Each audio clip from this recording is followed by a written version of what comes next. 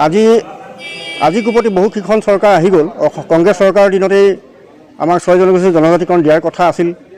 কংগ্ৰেছ চৰকাৰ গ'ল, বিজেপি চৰকাৰ আহিলে। বিজেপি চৰকাৰ অহাৰ লগে লগে নৰেন্দ্ৰ মোদী ডাঙৰীয়াই আমাক কৈছিল যে আমাৰ চৰকাৰ অহাৰ লগে লগে 6 জনগোষ্ঠীৰ জনজাতিকৰণ দিম, কিন্তু আজি কুপতি তেওঁলোকে 6 জনগোষ্ঠীৰ জনজাতিকৰণ দিয়াৰ কোনো ব্যৱস্থা নকৰিলে।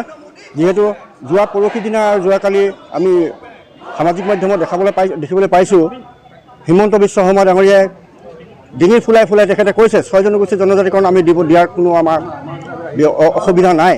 কিন্তু 6 জনগোষ্ঠী দিয়াৰ ক্ষেত্ৰত আমাৰ কেইটামান জনগোষ্ঠীয়ে আমাৰ বিৰোধিতা কৰি আছে। সেই বিৰোধিতা কৰাৰ বাবে আমি সকলোকে সমান্তৰালভাৱে সকলোকে মীমাংসাৰে আলোচনা কৰি আমি 6 জনগোষ্ঠীৰ জনজাতিকৰণ দিম।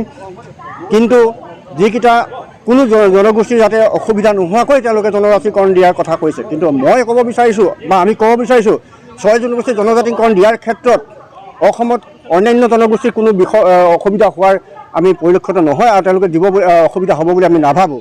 যিহেতু আমি জন্মস্বত্ব অধিকাৰ হিচাপে আমি জনজাতি হয়, জন্মস্বত্ব অধিকাৰ হিচাপে আমি জনজাতিৰ যি মৰ্যাদা আমি বিচাৰিছোঁ, এই 6 জনগোষ্ঠীৰ জনজাতিকৰণৰ ক্ষেত্ৰত তেওঁলোকে যদি পদক্ষেপ হাতত নলয়, ইলেকশ্যনৰ পূৰ্বে নিৰ্বাচনৰ পূৰ্বে তেওঁলোকে যদি 6 জনগোষ্ঠীৰ জনজাতিকৰণ নিদিয়ে, তেতিয়াহ'লে আমি বিক্ষোভ কাৰ্যসূচী ধৰণে ল'বলৈ আমি বাধ্য হ'ম।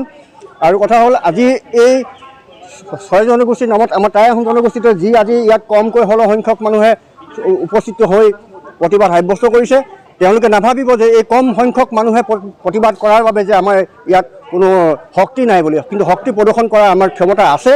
টাই আহোম জনগোষ্ঠী আমাৰ 600 বছৰ ৰাজত্ব কৰা এটা জাতি, যিটো জাতি আমাৰ ৰাজকীয় জাতি। এই ৰাজকীয় জাতি আমি বিভিন্ন ধৰণৰ কাৰ্যসূচী আমি ল'ব পাৰোঁ। ইচ্ছা কৰিলে আমি চৰকাৰো আমি বদলি কৰাৰ ক্ষমতা আমাৰ হাতত আছে।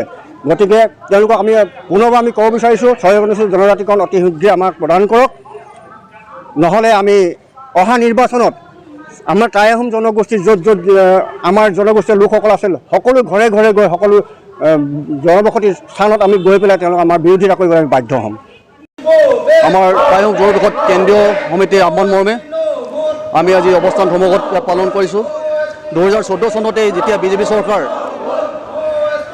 গাদীলৈ আহিছিলে, তেওঁলোকে আমাক প্ৰতিশ্ৰুতি দিছিলে যে আমি গাদীলৈ শাসনৰ ভাৰ লোৱাৰ লগে লগেই আমি আপোনাক 6 জনগোষ্ঠীৰ জনজাতিকৰণ কৰিম। আৰু সেই প্ৰতিশ্ৰুতি বৰ্তমান আমি দেখিবলৈ পাইছোঁ যে এয়া মিছাত প্ৰতিফলিত হৈছে। আৰু প্ৰত্যেকবাৰে ইলেকশ্যনৰ আগে আগে আমাক সিহঁতে এই প্ৰলোভন দিয়ে, আপোনালোকক জনগোষ্ঠীকৰণ কৰিম, আপোনালোকে আমাক ভোট দিব। কিন্তু আমি এইবাৰ আহোম জনগোষ্ঠী লৈ লগতে 6 জনগোষ্ঠী আমি মাৰ বান্ধি থিয় হৈছোঁ। কোনোপধ্যেই আমাক প্ৰথমতে জনজাতিকৰণ লাগিব, তাৰ পিছতহে আমি ভোটৰ কথা চিন্তা কৰিম।